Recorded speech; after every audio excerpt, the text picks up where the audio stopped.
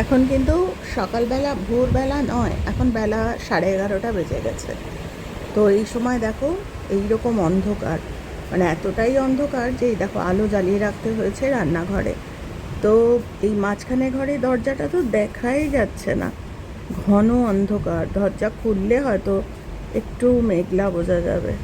তো ঠাকুর ঘরের পর্দাটা সরানো বলে একটু আলো আসছে। আর এটা শোয়ার ঘর থেকে আমাদের ওই ট্রেন লাইন দেখা যায়। আর ট্রেন লাইনে যেহেতু বম্বে, তো মানে প্রচুর ট্রেন দিনে আনাগোনা। আর তেমনি প্লেনে একটা প্লেন যাচ্ছে, কিন্তু সে মানে ঘন মেঘ। দেখো কি অবস্থা আকাশে, বীভৎস। সকাল থেকে রাতের ভোর রাত থেকে ওই রকম একটা মারাত্মক অবস্থা। কিন্তু ট্রেনগুলো সমস্ত স্লো হয়ে গেছে। যে লাইফ লাইন হচ্ছে বম্বে ট্রেন, ঝমঝম করে যায় স্পিডে, একদম ধীরে ধীরে যাচ্ছে এখন।